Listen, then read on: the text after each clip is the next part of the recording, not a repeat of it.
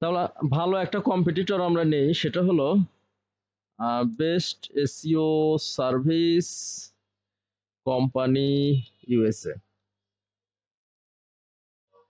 এগুলো কিন্তু আমাদের পিপিসির কম্পিটিটর। এই যে স্পন্সর যেগুলো, এগুলো আমাদের এসইও কম্পিটিটর না, এগুলো কিসের কম্পিটিটর? পিপিসি। যখন আমরা পিপিসি অ্যানালাইসিস করব তখন ওগুলো খেয়াল করব, ঠিক আছে? আচ্ছা, মোটামুটি এই থ্রাইভ এজেন্সি এটা আমাদের একটা কম্পিটিটর আর কি।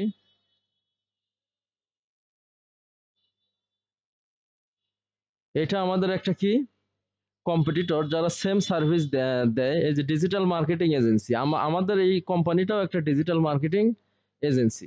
তাহলে আমরা এই কম্পিটিটরটা মোটামুটি অ্যানালাইসিস করব। আচ্ছা, তাহলে প্রথম ওয়ান পেজ এসইও গুলো কেমন সেগুলো আমরা রাখবো, সিম্পলি মেট্রিক গুলো রাখবো। হ্যাঁ, তাহলে এই যে হেডিংস বা এই যে যতগুলো মেট্রিক আছে আমরা এগুলো সব রাখতে পারবো, সব কপি করে কি রাখতে পারবো। হ্যাঁ, আচ্ছা, তাহলে এখানে আমরা কি কি পাইলাম? এখানে আমরা দেখা যাচ্ছে যে মেটা ডিসক্রিপশন পাইলাম, হেডিং পাইলাম। হেডিং এর মধ্যে সাধারণত কিওয়ার্ড অ্যাড করা লাগে। আমরা যদি একটা হেডিং এর মধ্যে, সাপোজ হেডিং কোনগুলো, বড় লেখাগুলো। হেডিং হচ্ছে শিরোনাম, খবরের একটা শিরোনাম প্রথমে বলে, তারপরে খবরের ডিটেইলস বলে। কি বলে? ডিটেইলস বলে। হ্যাঁ, তো এই শিরোনামটার মধ্যে কিওয়ার্ড রাখা লাগে। গুগলের যে ক্রাউলার আছে, এগুলো ওয়েবসাইট একটা বিল্ড হওয়া মাত্রই সেটাকে কি করে, তার সার্ভারে ইন্ডেক্স করে, তালিকাভুক্ত করে আবার ওর ক্রাউলাররা দেখে এর ওয়েবসাইটটা কিভাবে বানানো, এই ওয়েবসাইটের কন্টেন্ট গুলো কি কি, এর হেডিং গুলো কি কি। এর যে সোর্স কোড থাকে, একটা ওয়েবসাইটের এরকম সোর্স কোড থাকে, এই কোডটা তার হাতে চলে যায়। এই কোডটা সে চেক করতে পারে, যে কেউ এটা পাবলিকলি চেক করতে পারে, তুমিও পারবা, গুগলও পারে। আচ্ছা, চেক করে দেখে এর টাইটেলটা কি, এর হেডিংটা কি, তারপরে এর মেটা ডিসক্রিপশনটা কি, এর ওয়েবসাইটের স্পিড কেমন, এগুলো দেখে গুগল র্যাঙ্ক দেয়। এগুলো দেখে কি দেয়?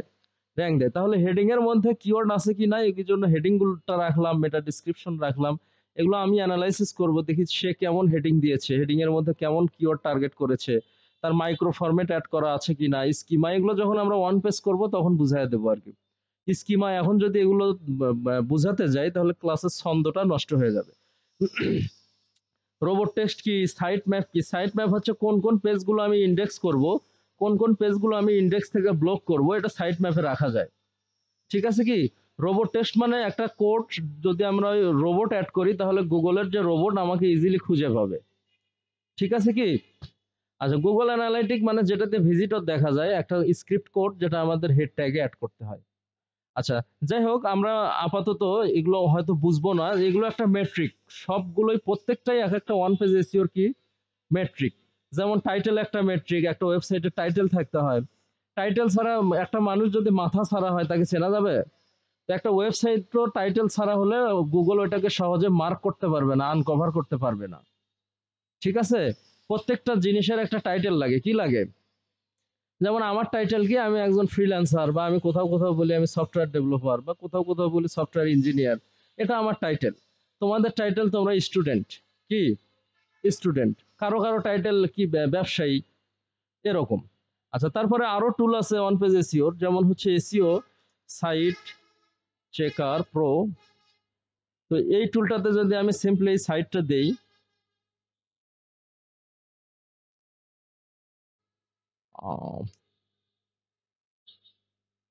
তাহলে এই টুলটা আমার কিছু মেট্রিক দেখায় দেবে। কি? আমি করি, আগে লগ ইন করি। হ্যাঁ,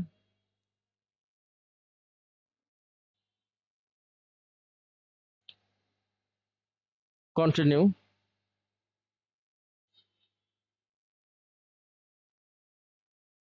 আচ্ছা, এটা হচ্ছে লোড। আচ্ছা, এখন এটা কিন্তু চলে আসছে। হ্যাঁ, তাহলে আমরা সাবডোমেইন অ্যানালাইসিস করব না ডোমেইন অ্যানালাইসিস করব? আমরা ডোমেইন অ্যানালাইসিস করব। কি অ্যানালাইসিস করব? ডোমেইন অ্যানালাইসিস করব। হ্যাঁ, এখানে এটা দেয়া লাগবে না।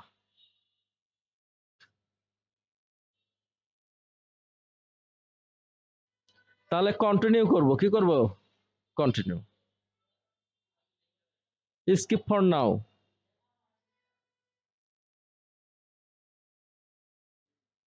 তাহলে এই জিনিসগুলো আমাদের, এগুলো দেওয়ার পর আমরা submit and go to the report করব। হ্যাঁ,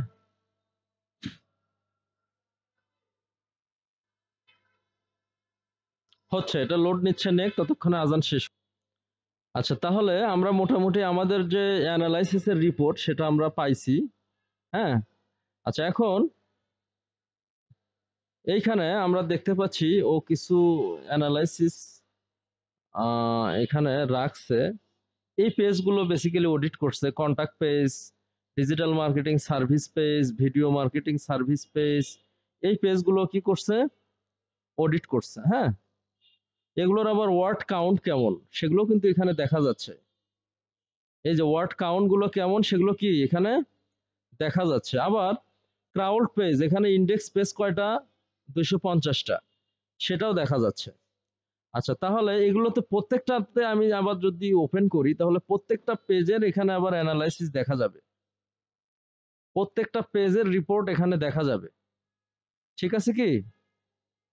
তো এইভাবে প্রত্যেকটা পেজ দেখা যাচ্ছে যে এই যে ইস্যু আছে এখানে 26টা, এই পেজের ইস্যু আছে কয়টা? 26টা। তাহলে এইভাবে আমরা দেখা যাচ্ছে যে ইস্যুগুলো আমরা রাখতে পারবো।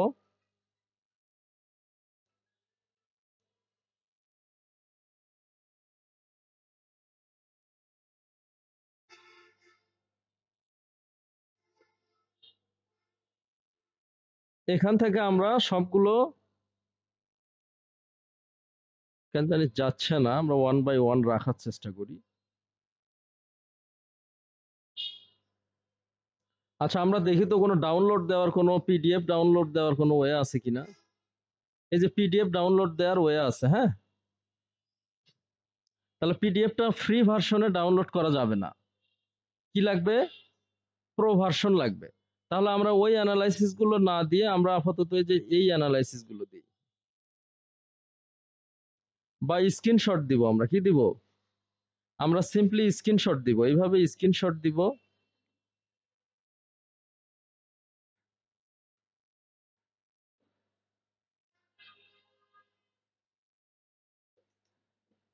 ক্লায়েন্ট যাতে বুঝতে পারে আসলে সমস্যাটা কোথায় বা ওর স্ট্রং পয়েন্ট কোনগুলো। নিচে কিন্তু আরো একটা স্ক্রিনশট দেয়া যেত, তো আমি ওটা দিলাম না।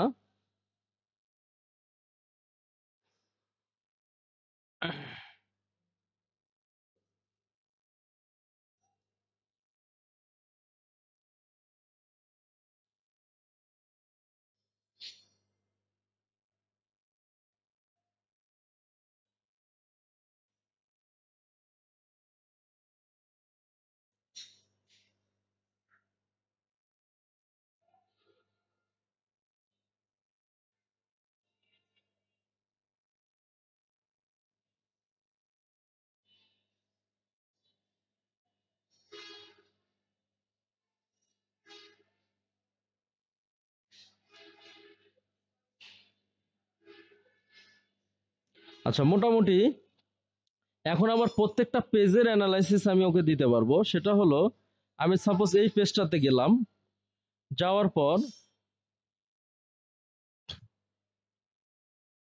এই পেজটা আমি ওপেন করলাম, করে আমি আবার পেজের অ্যানালাইসিস রিপোর্টও আমার ক্লায়েন্টকে দিতে পারবো। আচ্ছা, এখানে দেখা যাচ্ছে যে এই পেজটাতে কি কি সমস্যা। এই পেজটাতে এক্সটার্নাল লিঙ্ক বেশি আছে। এক্সটার্নাল লিঙ্ক অ্যাড করার নিয়ম 2টা থেকে 3টা, ও অ্যাড করছে 10টা। ও অ্যাড করছে কয়টা? 10টা। এখানে এই পেজটাতে হচ্ছে একটা ওয়ান ক্লিক অ্যাট্রিবিউট আছে। ওয়ান ক্লিক অ্যাট্রিবিউট ইউজ করলে ওয়েবসাইট স্লো হয়। ইনলাইন জাভাস্ক্রিপ্ট, ওয়ান ক্লিক হচ্ছে একটা জাভাস্ক্রিপ্টের জন্য এইচটিএমএল অ্যাট্রিবিউট, যেটা ইউজ করলে ওয়েবসাইট স্লো হয়। তো এই পেজটাতে এই ইস্যুটা আছে। ঠিক আছে? তারপরে page has more than 100 internal link. এই পেজটাতে 100 ইন্টারনাল লিঙ্ক আছে, যেটা ক্ষতি। যেটা কি? ক্ষতি। যদিও আমাদের নেওয়া উচিত ছিল পজিটিভ দিকগুলো, কিন্তু আমরা নেগেটিভ পজিটিভ দুইটাই নিচ্ছি। নেগেটিভ পজিটিভ কি দুইটাই নিচ্ছি।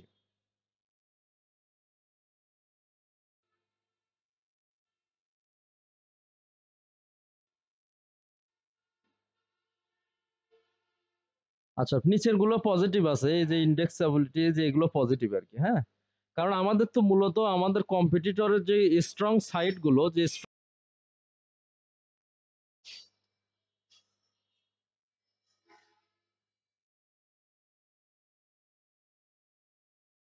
এইভাবে দেখা যাচ্ছে এই টুল থেকে অ্যানালাইসিস করতে আমাদের প্রায় 30 মিনিটস বা এর বেশি সময় লাগবে, কারণ যতগুলো পেজ আছে সবগুলোই আমাদের কি করতে হবে, অ্যানালাইসিস করতে হবে।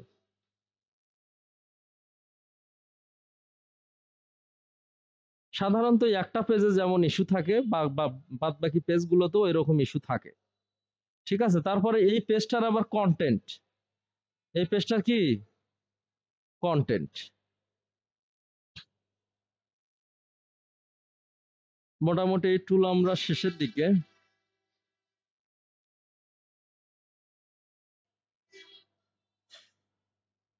আচ্ছা, এই পেজটার কন্টেন্ট কেমন সেগুলো কিন্তু এখান থেকে দেখায় দিচ্ছে। এই পেজটার কন্টেন্ট আমাকে কি দেখায় দিচ্ছে, তাই না? তো সিম্পলি আমি স্ক্রিনশট একটা রেখে দেই।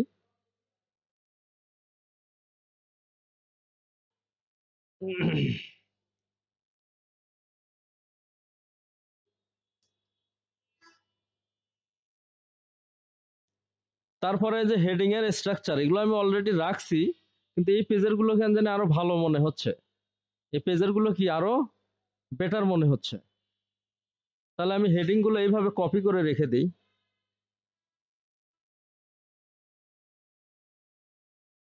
কপি কেন জানি হয় না। আচ্ছা, হেডিং আমি অলরেডি রাখছি, সো এটা না না রাখি। তারপরে স্ট্রাকচার ডাটা, হ্যাঁ এটাও আমি রাখতে পারবো। স্ট্রাকচার এই ডেটাটাও আমি কি করতে পারবো, রাখতে পারবো। সিম্পলি এখান থেকে স্ক্রিনশট নিয়ে, এগুলো নেভিগেশন লিঙ্ক, অর্থাৎ আমাদের সাইট লিঙ্ক হিসেবে কি কি শো করবে সেটা। এগুলো যখন আমরা ওয়ান পেজ করব তখন বোঝা যাবে আর কি, এখন কিন্তু অতটা বোঝা যাবে না। তারপরে ওভারভিউ বা keyword gap analysis, URL inspection, এখানে আরো কি কি আছে, ইমেজ, এগুলো আমরা প্রত্যেকটা ইমেজের অল্টার অ্যাট্রিবিউট কি ব্যবহার করছে আমার কম্পিটিটর, সেগুলো আমি দিতে পারবো।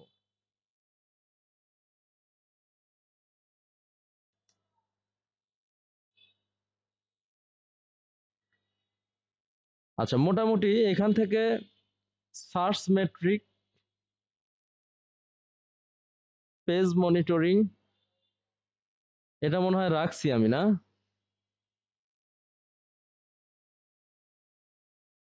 না, এগুলোও রাখছি।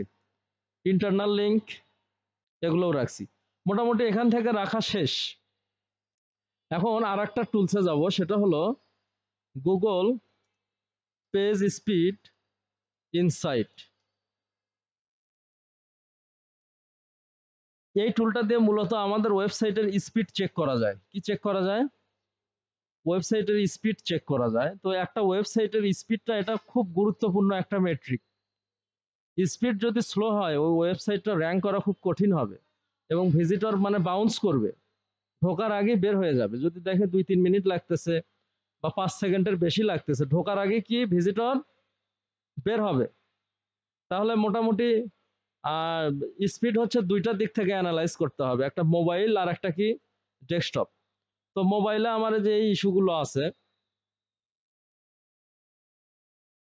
এই ইস্যুগুলো আছে, সিম্পলি আমি এটার একটা স্ক্রিনশট রেখে দিতে পারি। হ্যাঁ,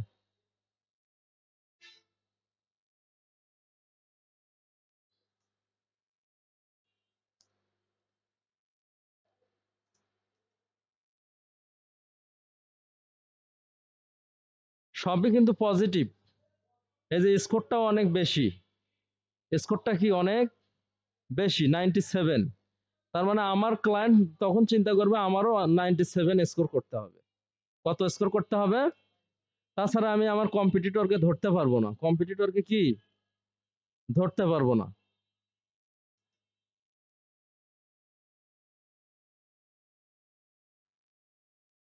ইস্যুগুলোও কিছু রেখে দেই, সমস্যা নাই।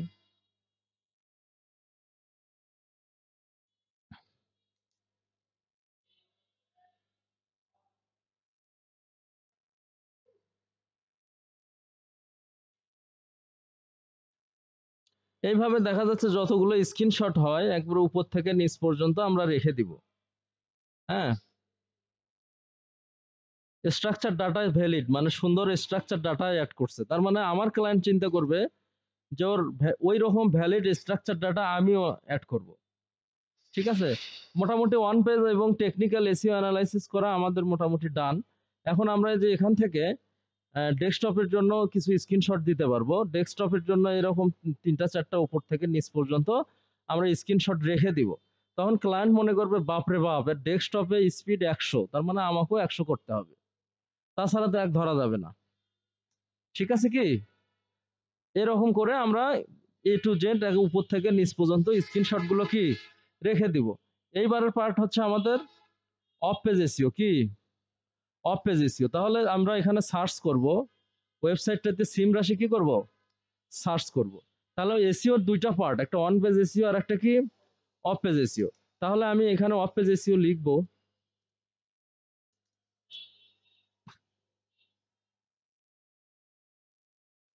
তাহলে সিম্পলি কিছু স্ক্রিনশট রেখে দিব নাকি, আরো কিছু জিনিস আমাদের রাখা লাগবে, সেগুলো আমি দাহত ভাই আমরা মসজিদে আলাদা করে যাবনি নাকি। আচ্ছা আচ্ছা, অফ পেজ এসইও অ্যানালাইসিসের জন্য আমার কম্পিটিটর কোন সেকশন গুলোতে ব্যাকলিংক করছে ওইটা আমাদের জানা দরকার।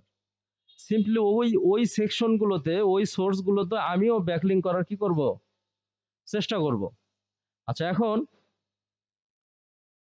দাহত এটা একটা টুল, ব্যাকলিংক চেকার। আমরা কি ব্যাকলিংক চেকারে ক্লিক করব, কোথায় ক্লিক করব, ব্যাকলিংক চেকার। তাহলে আমরা কোন ওয়েবসাইটের ব্যাকলিংক চেক করব, এই ওয়েবসাইটটার।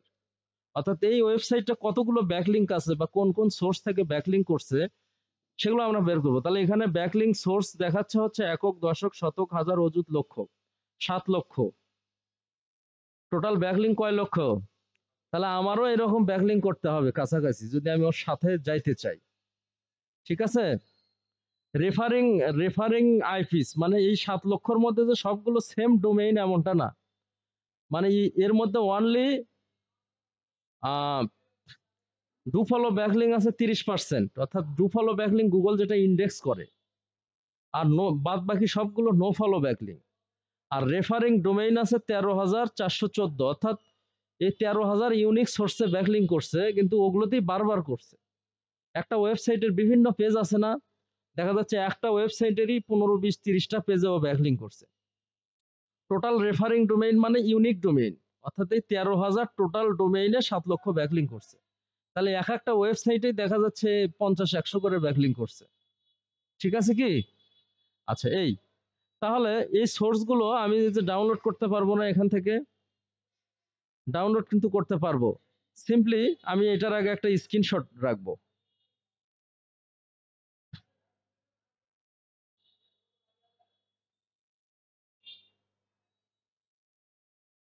রাখার পরে আমি এখানে পিডিএফটা ডাউনলোড করব। তাহলে একটা পিডিএফ ডাউনলোড হলো, তাই না? এই পিডিএফ এর সাধারণত বেশ কিছু, সবগুলো দেবে না, কারণ প্রো টুল হলো সবগুলো দেয়। প্রো টুল আমরা একটা কিনে নিব, মোটামুটি অনেক 100-র মতো হয়তো বা দেয়। আচ্ছা, এই পিডিএফটা আমরা একটা যে কোনো জায়গায় অ্যাটাচ করব, গুগল ড্রাইভ ড্রাইভ হোক বা দেখা যাচ্ছে ড্রপ বক্স হোক, অ্যাটাচ করে আমরা ওই লিঙ্কটা এখানে রাখবো। কোথায় রাখবো, লিঙ্কস, ব্যাক লিঙ্কস।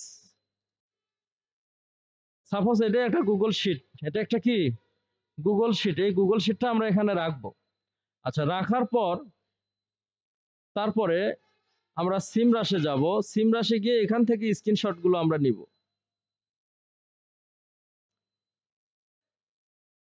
তাহলে আমার ক্লায়েন্ট চিন্তা করবে যে এর 7 লক্ষ ব্যাকলিং প্রায়, তা আমারও প্রায় 7 লক্ষ ব্যাকলিং করতে হবে। আমারও কতগুলো করতে হবে, 7 লক্ষ ব্যাকলিংক আমারও করতে হবে। আচ্ছা, এখান থেকে ভিজিটরের এই যে আরো কিছু স্ক্রিনশট আছে ওগুলো আমরা নিয়ে রেখে দিব, কারণ আমার ক্লায়েন্ট চেক করবে যে আমার এই কম্পিটিটরটা কোন কোন দেশ থেকে ভিজিটর পাচ্ছে। ইউএস থেকে 60%, ইন্ডিয়া থেকে 16%, পাকিস্তান থেকে 3%, এরকম তার আইডিয়ার প্রয়োজন হবে।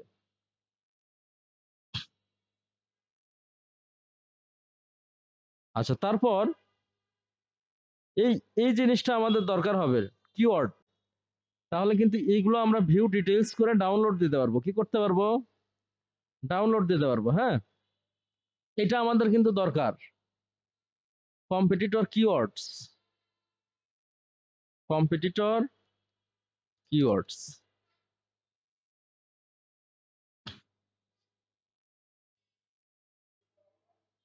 এখান থেকে আমি কিওয়ার্ড র্যাঙ্কিংটা আমি এখান থেকে ডাউনলোড দিচ্ছি। র্যাঙ্কিং চেকার, র্যাঙ্কিং চেকার কোথায়? এই যে র্যাঙ্কিং চেকার। সিমরাশ ওটা সাধারণত ফ্রি টুলে দেয় না। তাহলে এই যে র্যাঙ্ক কিওয়ার্ড গুলো বা ব্যাকলিং গুলো, এগুলো আমরা একটা শীট আকারে দিব। কি আকারে দিব? শীট আকারে, যাতে ক্লায়েন্ট আসলে উপকৃত হয়। আমি সিম্পলি এটা ডাউনলোড করতে পারবো। কি করতে পারবো? এই যে এই কিওয়ার্ড গুলো আমার ক্লায়েন্ট টার্গেট করতেছে, তাহলে এগুলো আমার জানা দরকার না? এগুলো কি? এগুলো আমার জানা দরকার। সিম্পলি এগুলো আমি কপি করব। কি করব? আমি কপি করব কিভাবে? একবারে যে এইভাবে কপি করব। ওই যে ডাউনলোড পিডিএফ বা সিএসভি মানে এক্সেল, এক্সেল ফরম্যাটে এখানে ডাউনলোড করা যাবে। করার পর এই যে আসলো, এখানে যে এক্সেলটা আসলো, এই এক্সেলটা আমরা গুগল শিট ফরম্যাটে ক্লায়েন্টকে দিয়ে দিব। ক্লিয়ার? সাপোজ এটা হচ্ছে লিংক, আমি এটা রাখা দেখাচ্ছি না। তোমরা এটা পারবে না রাখতে? গুগল শিটে রাখতে পারবে না? আচ্ছা, সাপোজ এই যে কোন কোন কিওয়ার্ড আমার ক্লায়েন্ট টার্গেট করতেছে, সেটার পজিশন কি, এই কিওয়ার্ডটা আমার ক্লায়েন্ট 4 নম্বরে আছে। শুধু মার্কেটিং এজেন্সিতে কেউ সার্চ দিলে আমার এই ক্লায়েন্টটা কয় নম্বরে আছে? 4 নাম্বার। তাহলে এই কিওয়ার্ড গুলো আমিও টার্গেট করব। ঠিক আছে কি?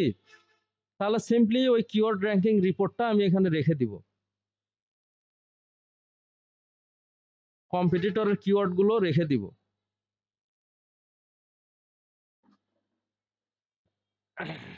দেওয়ার পর মোটামুটি আমার অ্যানালাইসিসটা করা শেষ। এরপরে সোশ্যাল মিডিয়া কি আছে? Social media. তাহলে আমার ক্লায়েন্ট সোশ্যাল মিডিয়া থেকে, আমার কম্পিটিটর সোশ্যাল মিডিয়া থেকে কেমন ট্রাফিক পাচ্ছে, ওটা আমার অ্যানালাইসিস করতে হবে না? তারপরে আবার পিপিসি, আমার ক্লায়েন্ট কিভাবে পিপিসি থেকে ভিজিটর পাচ্ছে সেটা অ্যানালাইসিস করতে হবে না? আচ্ছা, তাহলে এই পেজটাতে গিয়ে আমি দেখবো যে সোশ্যাল মিডিয়ার আসলে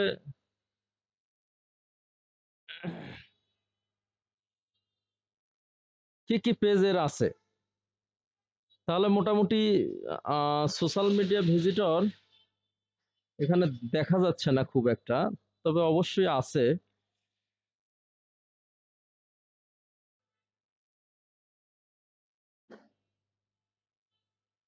আচ্ছা, এখন আমরা এইভাবে পাচ্ছি না। এই যা উপরে ফেসবুক, টুইটার, ইউটিউব এগুলো ওপেন করব। ওপেন করে প্রত্যেকটা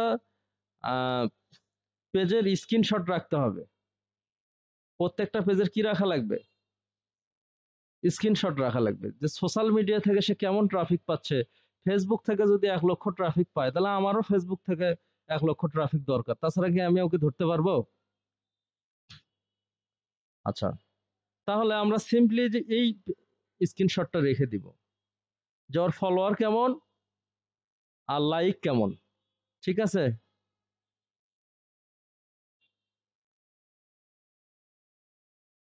তারপর পোস্ট কবে কবে করতেছে সেটা দেখতে হবে। 15 ঘন্টা আগে, 20 ঘন্টা আগে। আচ্ছা, তারপরে ডেইলি পোস্ট, হ্যাঁ, পোস্ট ফ্রিকোয়েন্সি। তাহলে আমাদের দেখা শেষ। আর একটা কলাম করব আমরা, পোস্ট কি ফ্রিকোয়েন্সি। সাপোজ 5 পোস্ট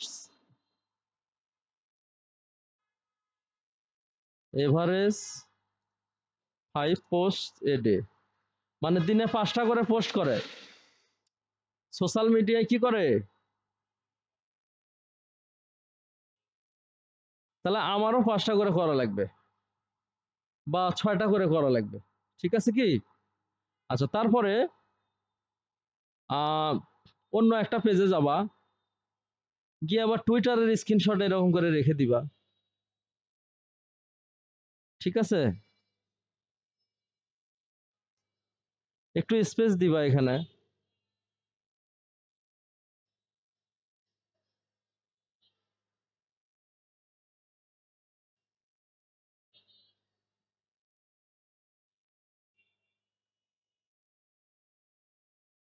এরকম করে টুইটারের স্ক্রিনশটটা রেখে দিবা। তাহলে ক্লায়েন্ট চিন্তা করবে তার টুইটার আছে, মোটামুটি ভালো ফলোয়ার আছে, টুইটারে সে নিয়মিত পোস্ট করতেছে, তাহলে আমারও করা লাগবে। আমারও কি করা লাগবে? ক্লিয়ার?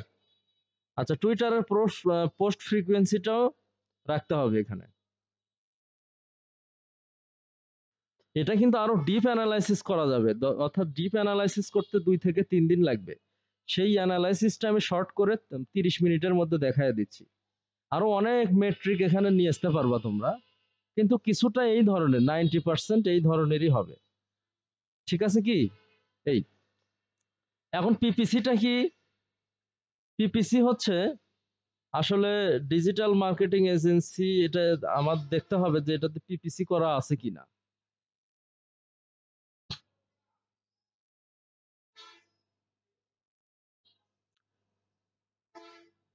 আমার এজেন্সিটার নাম কি? থ্রাইভ এজেন্সি না? আমার পিপিসি আসলে আমার এই কম্পিটিটর করতেছে কিনা সেটা আমি গুগল করলেই দেখতে পারবো, অথবা স্পাইফু অথবা সিমরাশ থেকেও দেখা যাবে।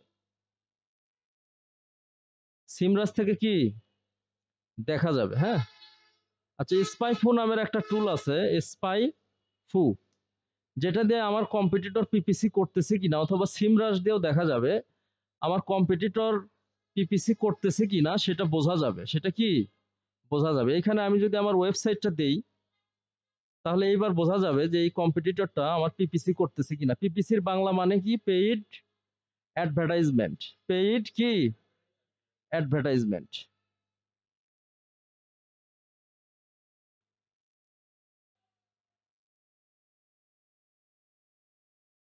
ঠিক আছে, পিপিসি করতেছে।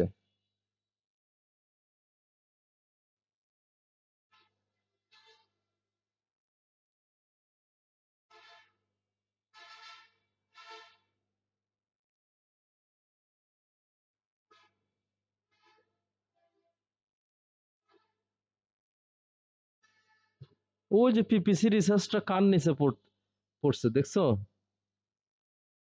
ওই যে পিপিসি রিসার্চ, পিপিসি ওভারভিউ।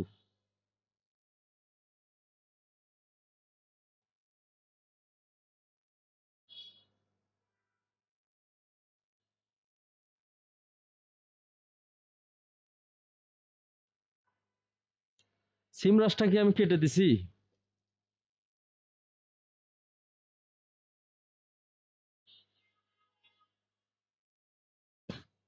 দেখো, আমার পেইড কিওয়ার্ডস 18টা। 18টা কিওয়ার্ড টার্গেট করে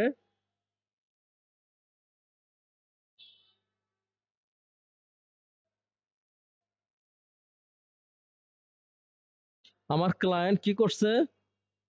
পিপিসি করছে। কি করছে? পিপিসি করছে।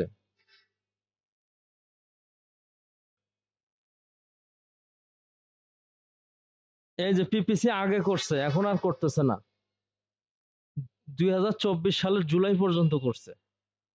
বর্তমানে পিপিসি কি করতেছে না। এই যে দেখো, গ্রাফটা দেখো, পিপিসি ক্লিক পাইছে 250টা, 177টা। ঠিক আছে, সিমরাশ থেকেও দেখা যায়। তো সিম্পলি আমরা জাস্ট এগুলোর স্ক্রিনশট রেখে দিব। হ্যাঁ, পিপিসি কিওয়ার্ড 18টা কিওয়ার্ড ব্যবহার করছে। কয়টা কিওয়ার্ড ব্যবহার করছে? তাহলে ওই পিপিসির এই কিওয়ার্ড গুলো আমরাও স্ক্রিনশট দিয়ে রেখে দিব। ঠিক আছে কি? সিম্পলি এইভাবে রেখে দিতে পারবো।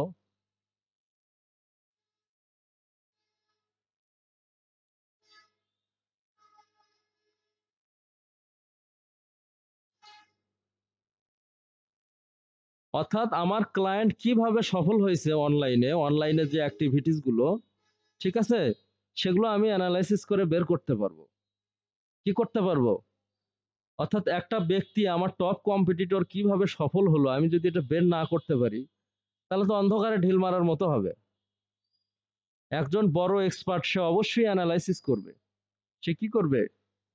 আমরা দেখতে পাচ্ছি যে এই যে পেইড সার্চ আছে, বর্তমানে তার কোনো পেইড সার্চ নাই, অর্থাৎ বর্তমানে সে পিপিসি করতেছে না। সিমরাস থেকেও এটা বের করা যায়। এই যে নথিং ফাউন্ড, হ্যাঁ। কিন্তু এই স্পাইফু দিয়ে আগে উম, কি কি কিওয়ার্ড ব্যবহার করছে বা কোন মাস পর্যন্ত করছে, আরো বেশি ডিটেইলস দেখা যাচ্ছে। ঠিক আছে কি? তাহলে এই যে এখানে top Google ad by recommendation, হ্যাঁ আমার ক্লায়েন্ট তো পিপিসিও করতে পারে। বর্তমানে কিন্তু এই এআই আসার পরে পিপিসির ফিল্ড অনেক ভালো। ঠিক আছে কি? তো আমার কম্পিটিটর কোন কোন কিওয়ার্ড ব্যবহার করে পিপিসি করছে, কেমন ক্লিক পাইছে সেটাও আমি দেখতে পারবো। ঠিক আছে কি? ইভেন আমার কম্পিটিটর আরো কোনো মার্কেটিং ফলো করছে কিনা, অ্যাড পোস্টিং করছে কিনা, ইমেইল মার্কেটিং করছে কিনা, অন্য কোনো মার্কেটিং করছে কিনা, সেগুলো আমি বের করে অ্যানালাইসিসের মধ্যে রাখবো। তখন ক্লায়েন্ট চিন্তা করবে এর স্ট্রং পয়েন্ট আসলে এগুলো, এর ওয়ান পেজটা ভালো, এর স্পিড ভালো। তাহলে এই যতগুলো অ্যানালাইসিস করলাম এর মধ্যে বেশ কিছু জিনিস আমরা পাইছি। সেটা হলো এর ওয়ান পেজ এসইও স্কোরটা অনেক ভালো, মোটামুটি সবই অ্যাড করা আছে। তারপরে ওয়েবসাইটের স্পিডটা অনেক ভালো, ডেস্কটপে 100-তে 100, মোবাইলে 97। আরো কি জিনিস পাইলাম, যে কন্টেন্টের দৈর্ঘ্যটা ভালো, প্রত্যেক পেজেই লম্বা লম্বা কন্টেন্ট, দীর্ঘ কন্টেন্ট ইউজ করছে। আচ্ছা, মোটামুটি এখান থেকে কিছু আবার এই অ্যানালাইসিস গুলো থেকে আমি আবার একটা শর্ট অ্যানালাইসিস ক্রিয়েট করব। ক্লায়েন্ট আমাকে বলবে যে এখান থেকে তোমার রিকমেন্ডেশন গুলো লেখো, 10টা থেকে 15টা রিকমেন্ডেশন লিখবো যেগুলো আমাদের অ্যাপ্লাই করতে হবে, যেগুলো আমাদের নাই কিন্তু ক্লায়েন্টের আছে। আবার ব্যাকলিঙ্ক কতগুলো আছে, 7 লক্ষ। কিওয়ার্ড গুলো ভালো ভালো, হেডিং আছে, এটা সেটা আছে। তো ক্লায়েন্ট বলবে তুমি কিছু রিকমেন্ডেশন আমাকে দাও, 10টা 15টা 20টা। তখন আমরা লাইন আকারে দিব যে এই জিনিসগুলো তোমার গ্যাপ আছে, তুমি তোমার কম্পিটিটরকে ডিফেক্ট করতে গেলে অথবা কম্পিটিটরের সাথে যাইতে গেলে তোমার এই কাজগুলো করতে হবে। এই অ্যানালাইসিস থেকে আবার একটা নিচে একটা রিকমেন্ডেশন লিখতে হবে, হ্যাঁ, জাস্ট 10টা বা 15টা লাইন বা পয়েন্ট। সেগুলো দেখে আমাদের একটা প্ল্যান সাজাতে হবে, সোশ্যাল মিডিয়ার প্ল্যান। সোশ্যাল মিডিয়াতেও কিন্তু তার অ্যাক্টিভিটিস ভালো, SEO plan, backlink plan, on page SEO plan, তারপরে পিপিসি প্ল্যান, প্রত্যেকটা প্ল্যান করে এই রিসার্চটা থেকে ওই প্ল্যানগুলো করতে হবে। তারপরে ওগুলো দেখা যাচ্ছে 3 মাস হোক 6 মাস হোক, টার্গেট করে আমরা কাজ করে কম্পিটিটরের সঙ্গে যাব, বা 1 বছর হোক। এই কম্পিটিটরের সঙ্গে যাইতে গেলে 5 বছরের নিচে হবে না, কিন্তু ক্লায়েন্টকে অত বলা যায় না আসলে। ঠিক আছে, 5 বছর যদি লাগে 2-3 বছরের কথা বলতে হবে। ঠিক আছে, মিথ্যা কথাও বলা যাবে না, বলতে হবে যে আমি এই সময়ের মধ্যে ট্রাই করব, বা আমি কনফিডেন্ট। যদি কথা দাও হ্যাঁ আমি করতে পারবো, ওই কাজটা করতে পারলে না, তাহলে টাকাটা হারাম হবে, কি হবে? ক্লায়েন্টকে বলতে হবে সবসময় আমি চেষ্টা করব, অথবা আমি কনফিডেন্ট। হ্যাঁ, I am confident two defeat your competitor. আমি তোমার কম্পিটিটরকে পরাজিত করতে আত্মবিশ্বাসী। তাহলে টাকাটা আমার হালাল হবে, যদি নাও পারি তাও হালাল হবে। কিন্তু যদি বলি হ্যাঁ আমি পারবো, আমি একে ডিফেক্ট করব, কিন্তু পারলাম না, তাহলে ওয়াদা খেলাফ হয়ে গেল, মুনাফেক হয়ে গেলাম। আমরা কি হয়ে গেলাম? মুনাফেক। তো যাই হোক, এইভাবে আমরা কম্পিটিটর অ্যানালাইসিস করলাম, এইভাবে তোমরাও করবা। মোটামুটি এটা খুব ইম্পর্টেন্ট একটা স্টেপ। মার্কেটিং শুরু করার আগে টপ কম্পিটিটর অ্যানালাইসিস করতে হয়, যে আমার কম্পিটিটর টুইটার থেকে ভিজিটর পাচ্ছে, আমিও তাহলে টুইটার খুলবো। আমার কম্পিটিটর কি করতেছে, সে এই কিওয়ার্ড গুলো টার্গেট করতেছে, এই ব্যাকলিঙ্ক গুলো করতেছে, আমিও ওর মতো করব। সাধারণত ক্লাসের first boy, second boy, third বয়, এখন আমার রোল 50-এরও উপরে, সিরিয়ালের মধ্যে নাই। তা আমি যদি আমার ক্লাসের টপ 3টা ছেলে, যাদের রোল হচ্ছে 1, 2, 3, এদেরকে যদি ফলো করি, তাহলে কিন্তু আমি ওদেরকে পরাজিত না করলে ওদের কাছাকাছি যেতে পারবো, 4-5-এর দিকে থাকতে পারবো। তো অ্যাজ লাইক অ্যাজ এটাও একটা সেম প্রসিডিউর, বুঝতে পারছো?